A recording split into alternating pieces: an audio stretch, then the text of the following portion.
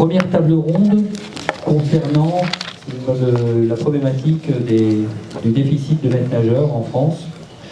Donc je laisserai dans quelques instants les intervenants se présenter. Au préalable, je vais demander à Pierre-Olivier de nous rejoindre et nous parler aujourd'hui de la réflexion en cours au niveau du ministère. Donc je laisse Pierre-Olivier se présenter et puis en même temps aborder le sujet des états généraux, mais je le laisse faire. Merci. Bonjour, donc Pierre-Olivier, je travaille à la direction des sports du ministère des Sports, des Jeux Olympiques et Paralympiques. Notre ministre, donc Madame Amélie Oudéa-Castéra, a posé une commande à son administration d'organiser les états généraux de l'encadrement et de la surveillance dans la filière aquatique avant la fin de l'année 2022.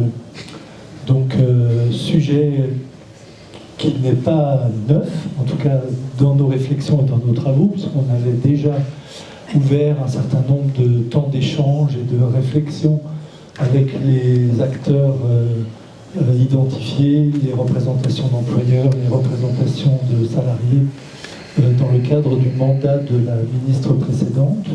Mais ces travaux n'avaient pas abouti formellement sur un certain nombre de décisions ou d'actions. Je pense que là, la volonté du ministre est d'aboutir sur une phase de concertation et de réflexion ouverte déjà depuis longtemps. Et donc ces états généraux se tiendront la semaine avant les vacances de Noël. Qu'est-ce qu'on attend de ces états généraux? Une mise à plat et un diagnostic partagé sur les causes de la situation avérée de pénurie de maîtres nageurs, que ce soit dans le contexte de l'apprentissage ou dans le contexte de la surveillance. Et au-delà de ce diagnostic, de mettre en avant un certain nombre de préconisations et de solutions, ou dans le champ réglementaire, et dans ce cadre, prendre les décisions d'évolution réglementaire pertinentes qui émaneront de ces réflexions, ou dans le champ, je dirais, plus des relations conventionnelles entre les différents acteurs, avec, je pense, la mise en avant des bonnes pratiques managériales et les solutions internes, je dirais, qui peuvent exister pour contribuer à l'attractivité de ce métier dont on constate aujourd'hui un fort défaut. C'est un métier qui n'attire plus, ou en tout cas beaucoup moins. Parfait, parfait. Merci Pierre. Donc c'est vrai qu'on voit que le sujet est d'actualité aussi bien au niveau du ministère que dans notre actualité à nous à Sporta. Donc on a voulu profiter de cette journée en présentiel pour convier Pierre-Olivier. On a aussi normalement quelqu'un de l'AFNOR qui devrait nous rejoindre dans la journée pour que le sujet, ce que disait Pierre-Olivier, se partage de connaissances et ces échanges qu'on doit tous opérer pour tout remettre à plat, parce qu'aujourd'hui, effectivement, il y a un déficit, il y a des problèmes qui se posent aujourd'hui pour demain, mais en même temps, il y a des problèmes d'hier qu'il faut qu'on règle aujourd'hui pour que ça aille mieux demain. Voilà. Donc je vais demander à nos trois intervenants juste de se présenter. Alors, les connaissants, je leur laisse moins d'une minute. Autrement, voilà. Et ensuite, on passera le relais à Albin qui va animer tout ça. Merci. Merci. Bonjour, Médéric Chapiteau, je suis directeur général d'un organisme de formation qui s'appelle Challenge Academia. Je suis Bézanne, je suis sociologue aussi, je suis chercheur associé à l'Université de Toulouse et je m'intéresse à ces questions je dirais de MNS sur les différents angles. C'est pour ça que je pense qu'Anna m'a fait venir, à la fois les BP, les BNSSA et toutes les autres formations des activités aquatiques, notamment sur, je dirais, la remise en forme aquatique également, pour voir la place de tout le monde et les problématiques qui se posent à la fois aux recruteurs et à la fois aux salariés. Voilà. Bonjour à toutes et à tous. Pascal Lebien, donc je suis maître de conférence à l'UFR de Poitiers. Moi, j'ai un profil d'enseignant aujourd'hui, mais j'ai débuté ma carrière comme professionnel j'ai été 12 ans directeur d'un parc de loisirs avec 4 expériences de noyade mortelles, puis 2 ans comme directeur d'un parc aquatique à côté de La Rochelle, et puis après un doctorat sur la sécurité en piscine publique. Donc j'ai essayé d'expliquer notamment pourquoi on se noyait en piscine publique. Ça peut paraître simple, mais la réponse n'est pas si simple que ça. Et je fais partie de l'équipe management du sport à l'Université de Poitiers. Je suis expert judiciaire, j'étais expert judiciaire l'année dernière sur une affaire de noyade à côté de Lyon, expérience extrêmement intéressante, mais assez, même quand on est du bon côté, assez difficile, mais vraiment passionnante. Et puis, moi, aujourd'hui, mes propos ne seront pas scientifiques, c'est-à-dire que je ne fais pas de recherche sociologique sur les métiers de maître nageur. J'ai mon collègue Fabien Camporelli de Lille qui, lui, fait ce travail-là, qui est très intéressant.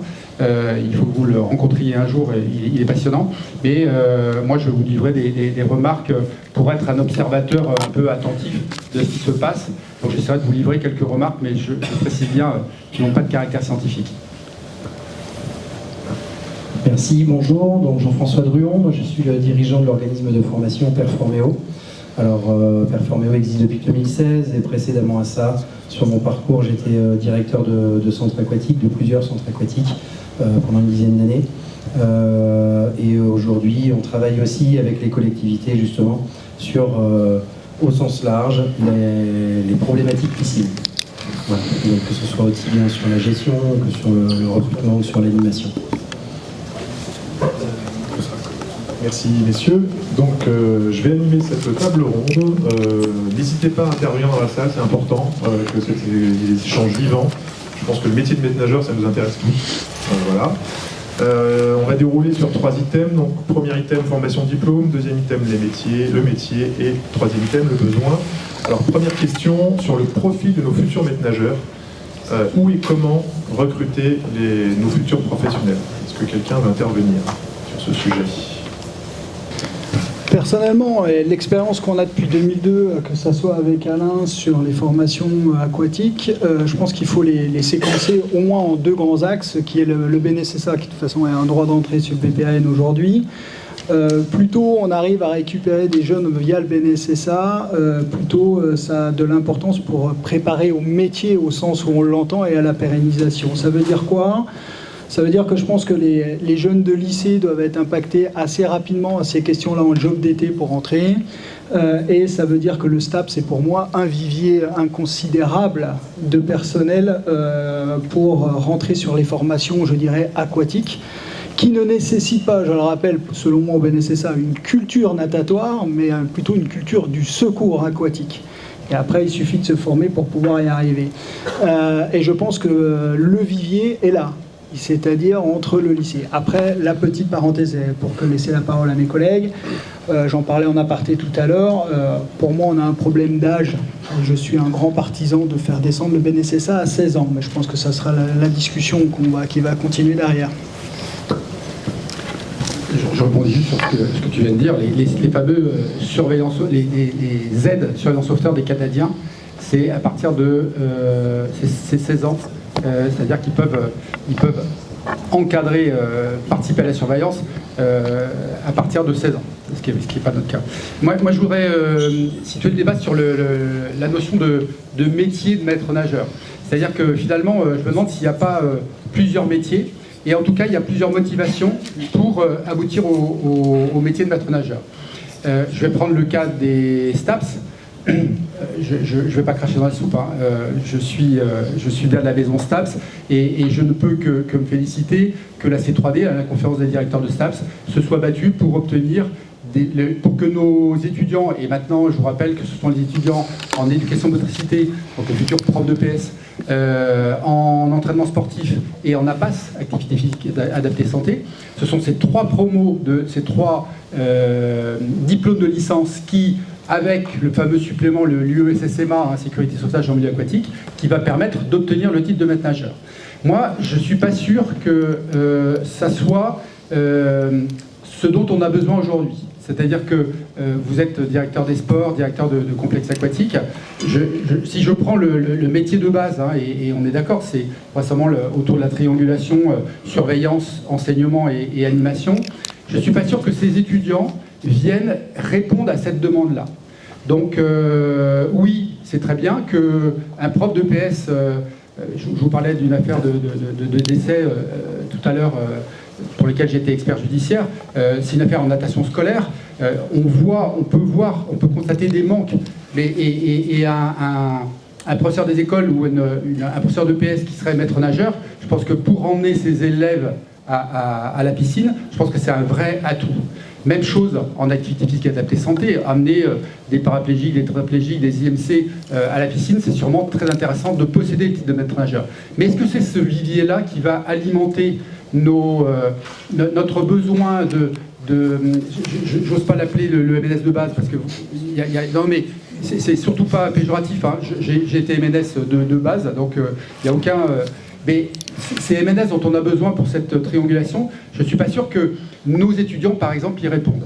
Et je suis désolé, j'ai pris quelques notes pour ne oublier le moins de choses possible, mais je relisais hier soir, avant de venir, un article du Monde diplomatique qu'a écrit un journaliste du Monde, mais avec des propos justement de mon collègue Fabien Camporelli, qui parlait de confusion dans l'offre de diplômes.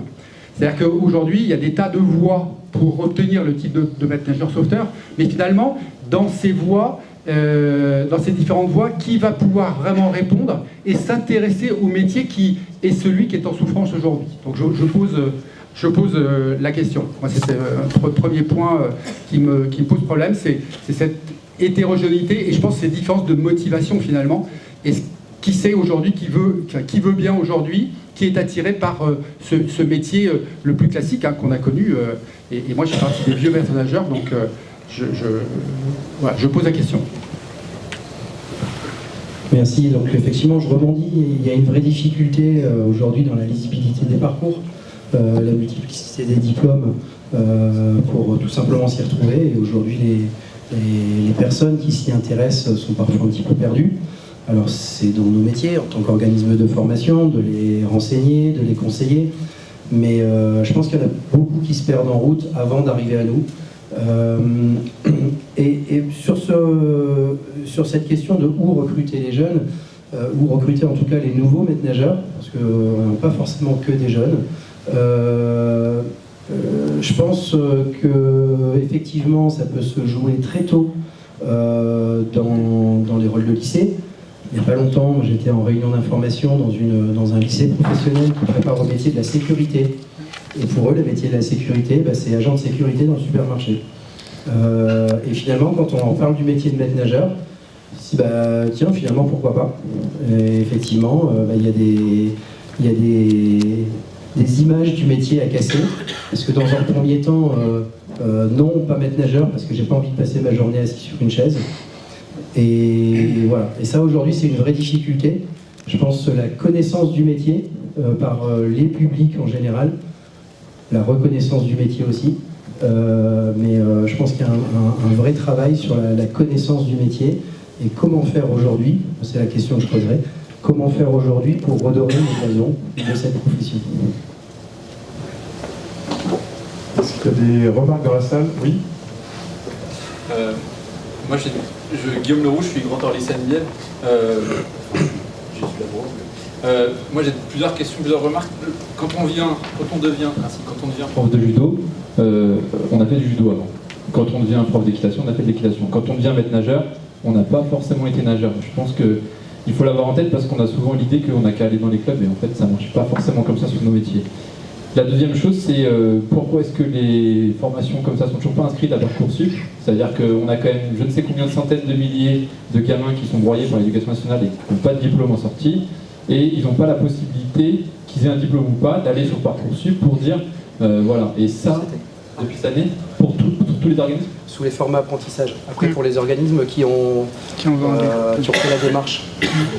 Et après, le BNSSA, l'autre question, c'est pour moi, le BNSSA, ça devrait presque... On fait du PSC1 dans les lycées de plus en plus, et pourquoi est-ce qu'on n'intègre pas cette compétence de sécurité en milieu aquatique dans les lycées, parce qu'ils sont, à mon sens, le vivier, il est là, il est chez les gamins qui sont en déshérence scolaire, quoi. Et qu'on... Voilà. Je rebondis parce que c'était ma prochaine double question. Pourquoi les nageurs de club ne deviennent plus ou moins maîtres nageurs que ça peut être le cas à une époque? Et deuxième question, pourquoi les BNSSA se projettent moins vers le métier de maître nageur? C'est un petit peu aussi en lien. Je vous laisse réagir. Il y a peut-être une question de communication. C'est un des... Moi très régulièrement, je parle de vision systémique, c'est-à-dire que je veux attirer votre attention sur le fait qu'il ne faut surtout pas que sur ce type de journée ou dans notre réflexion globale, je regarde peut-être M. Olivier, mais il ne faut pas qu'on tente d'apporter des réponses simples à un problème complexe. Moi, je crois qu'on est dans un problème complexe et qu'il va falloir s'attacher à toutes les dimensions du problème. Et ça va dépasser bien évidemment une réunion comme aujourd'hui, avec toutes les qualités de ce type de réunion, hein, et son importance de sensibilisation. Mais à un moment, je pense qu'il faut travailler autour des tables et essayer d'arriver à des consensus. Alors, on n'aura pas 100% des gens qui voteront la même chose, hein, qui seront... mais voilà. Les Canadiens, par exemple, sur la communication, eux n'ont pas le modèle vous savez que le modèle de maître nageur, il est unique en France, hein. On n'a pas ça ailleurs, hein. Au Canada, pour travailler avec eux depuis plusieurs années, on a des surveillants sauveteurs. Et là-bas, ce sont des héros. J'y mets des guillemets, hein, si vous voulez. Mais ce sont des héros, c'est-à-dire qu'ils sont réellement valorisés. Je vous donne deux exemples. Dans les piscines, lorsque vous rentrez, il y a des fresques, des fresques photographiques, hein, qui mettent en valeur les équipes de chaque année. Et on affiche nos héros. Mais nos héros, ce sont juste des gens qui sont là pour sauver des vies, pour sauver vos vies, vos enfants, celles de vos cousins, etc. D'accord? Et puis, la Société de sauvetage du Canada, qui est un peu notre, si je peux faire le parallèle, un peu notre SNSM, d'accord? La Société de sauvetage du Canada, la division du Québec avec laquelle je travaille, ils font un grand choix à l'américaine tous les ans où ils récompensent, c'est-à-dire qu'ils donnent du sens à la mission en disant mais votre rôle, il est capital. Il est capital parce que vous allez sauver des vies. Alors, bien sûr qu'on en sauve, hein, d'accord? Mais par exemple, à travers la mission de surveillance, parce que si on prend l'exemple des BNSSA, je ne vais pas insister sur le fait qu'on peut s'étonner que nos BNSSA ne soient pas formés à la surveillance, d'accord? Je fais une toute petite parenthèse, mais moi j'interviens, je fais 2 heures à Action Sauvetage à Poitiers, j'en ai presque honte. C'est des copains, alors je le fais bien volontiers, hein, je le fais bénévolement et bien volontiers, mais j'ai presque honte de faire 2 heures de sensibilisation. D'accord? On aura peut-être l'occasion d'en reparler. Alors vous connaissez mon appétence pour ce sujet de la surveillance, parce que c'est elle qui prévient notamment. Tout à l'heure, tu as dit très spontanément former au secours. Mais le secours, c'est quand la prévention a échoué. D'accord? Je pense que si on fait bien quelque chose, c'est plutôt le secours et le sauvetage et le secours, et que toute cette dimension surveillance qui représente, je pense qu'on est d'accord tous ensemble, 98% du métier, je parle du BNSSA, hein, d'accord? Eh bien, il y a très peu de choses. Il y a sûrement des malaises dans la salle. Souvenez-vous de votre BNSSA si vous l'avez passé. Moi, ça n'existait pas, mais si vous l'avez passé, votre formation en termes de surveillance, elle a dû être quasiment nulle. Donc, on peut redonner, il faut redonner du sens au métier, et il faut faire savoir que ce métier peut être attractif. Attention, faisons pas l'inverse, hein. Si on communique sans avoir redonné du sens au métier, ça va être pire que bien. Hein. On va mettre des emplâtres sous des jambes de bois. Donc il faut redonner du sens. Alors c'est pour ça que je parle de vision systémique, c'est-à-dire qu'il faut s'attaquer à toutes les dimensions du problème, et ces dimensions, elles sont nombreuses, pour qu'ensuite on puisse arriver... Moi je suis sur une stratégie des petits pas, hein. Je ne crée pas des dents en disant il y a qu'à taka, ça c'est pas possible. Mais stratégie des petits pas, on fait tous un pas en avant, et si on fait tout ça, ben on sera un peu plus proche et on se comprendra un peu mieux, et on fera du meilleur boulot, on sera dans un processus plus vertueux. Merci. Moi, je suis quand même partagé par rapport à la notion de métier, parce que je vais pas anticiper, parce que c'est après, mais en fait, avant de parler de formation, on devrait parler du métier, parce que le métier de MNS en 2000, et c'est plus le même aujourd'hui. Et je pense que ce que tu viens de dire, je rebondirai dessus. Je pense que si on fait vraiment le calcul réglementaire, aujourd'hui, un MNS, 90% de ses missions, c'est de la surveillance. Hein. aujourd'hui. Dans une piscine, ou sur une plage ou autre, c'est 90%, c'est de la surveillance. L'action pédagogique qu'il mène en face à face avec des gamins, aujourd'hui, avec l'éducation nationale, c'est sous la tutelle du professeur d'éducation physique. Il n'a pas l'autonomie pédagogique comme on l'a connu par le passé, etc. Donc il ne faut quand même pas l'oublier. Il y a des piscines, aujourd'hui des collectivités, qui disent, vu le texte de l'éducation nationale, le MNS ne participe plus au cours. Et oui, donc, alors c'est discutable, c'est discuté, je suis factuel. Moi, je reviens quand même sur cette porte d'entrée du BNSSA, parce que c'était la question initiale. Et pour moi, ce BNSSA souffre de deux problèmes majeurs, qui sont, tu l'as dit, la surveillance et l'éducation à ça. Et le deuxième, c'est le cadre légal. Aujourd'hui, on en a parlé en aparté. C'est peut-être le seul diplôme aujourd'hui dans le champ des activités physiques et sportives qui permet d'être enseigné, alors qu'il n'est même pas enregistré ni au RNCP ni au registre spécifique. Ce qui va jouer aussi sur les financements potentiels derrière. Il ne faut pas l'oublier. Donc ça, c'est un cadre légal qui leur permettrait d'avoir déjà une meilleure consistance sur la suite à donner. Ça ne répond pas à tout, c'est du prescrit, et ce n'est pas forcément ce qui va donner derrière. Néanmoins, ça permet de valoriser des jeunes pour dire « je fais un métier qui est reconnu ». Et ça, c'est important par curiosité. Regardez tous les BNSSA que vous avez à vous embaucher l'été. Moi, j'ai mon fils qui vient de l'avoir à 18 ans. Il a fait cet été. Il a bossé pour une seule piscine. Il a bossé 3 mois. Il a 3 feuilles de paye. C'est normal. J'ai regardé ces 3 feuilles de paye. Il n'a jamais le même intitulé sur son poste. Un coup maître nageur, un coup sauveteur et un coup je ne sais plus quoi, assistant de je ne sais plus quel thème. Vous voyez, pour vous dire comment le gamin se repère et s'identifie à la mission qui a été la sienne pendant 3 mois. Ce que je veux dire par là aussi, c'est que ça ne sert à rien pour reprendre le propos initial du sport et autres, effectivement, on se rend compte que dans les disciplines habituelles, on a la culture qui vient depuis toutes ces années et qui est valorisée, ce n'est pas le cas ici. Mais attention, on l'a vu avec Alain d'ailleurs, dans le Jura. Dans le Jura, vous avez des piscines, mais vous avez aussi des espaces naturels, des lacs. J'ai été très très surpris de demander à quelqu'un d'aller chercher un mannequin à 3 mètres de profondeur dans un lac à un nageur de compétition. Il n'a jamais pu descendre. Parce que c'est pas péjoratif, je suis MNS. C'est des MNS d'aquarium. Mais dès que c'est plus la même au fond, et c'est pour ça que la SNSM, c'est comme ça qu'on l'appelle, elle forme différemment. Donc il y a une vraie question aussi de contenu.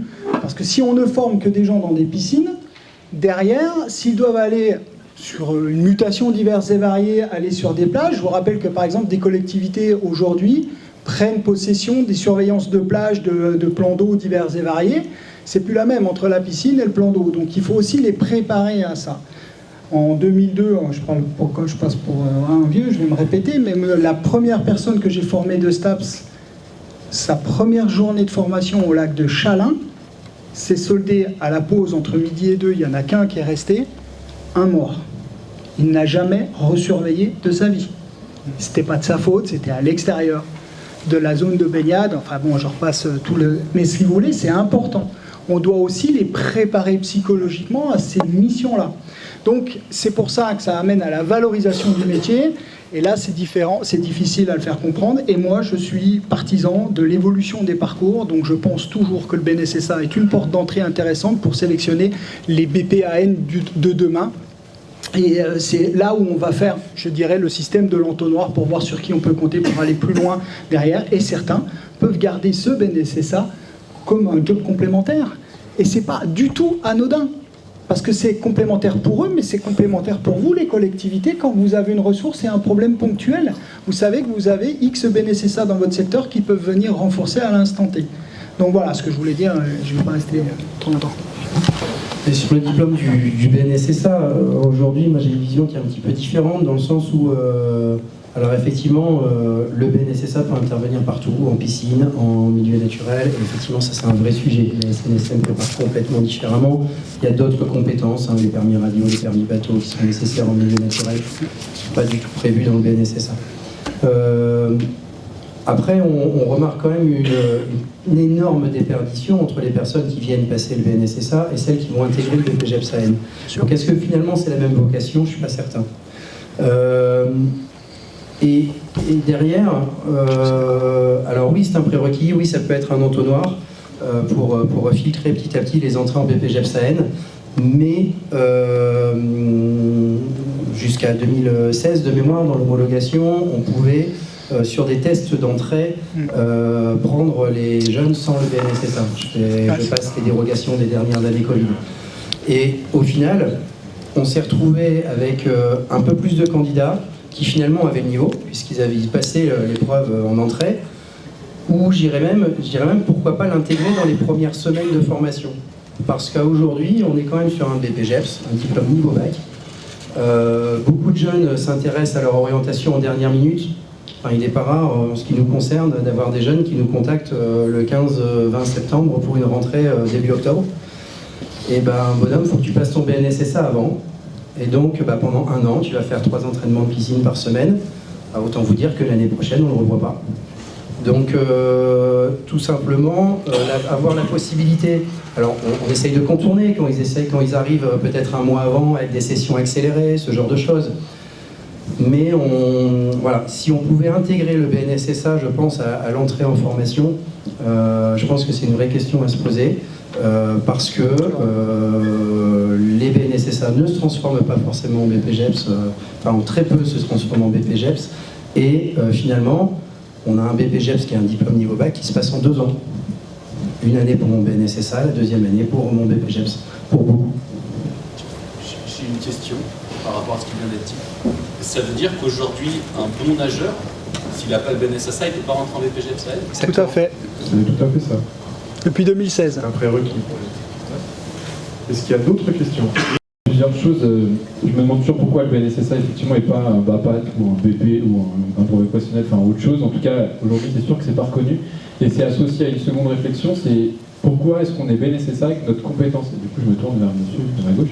Pourquoi on est BNSSA que quelques heures dans l'année? Avec ces histoires de dérogue, j'ai pas le droit de bosser à l'année, etc.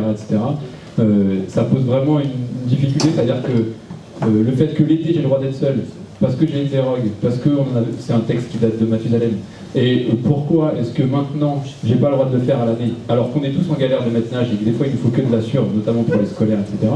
Pour moi, il y a aussi une question de reconnaissance. Et si les gens pouvaient se projeter sur des jobs à l'année, ce serait une vraie reconnaissance associée à un niveau de diplôme. Ça, c'était ma première réflexion.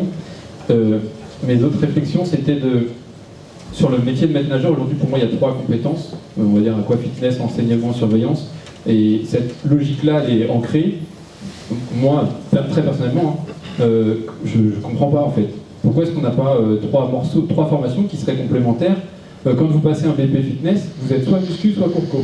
Et on impose la personne, ça fait longtemps qu'on n'impose plus aux gens de faire les deux. Au maître-nage, on lui dit si tu dois aimer faire de la sueur, aimer faire de l'enseignement, aimer faire du fitness aquatique. C'est 3 compétences qui n'ont rien à voir, tant en compétences professionnelles que compétences personnelles, d'investissement, etc.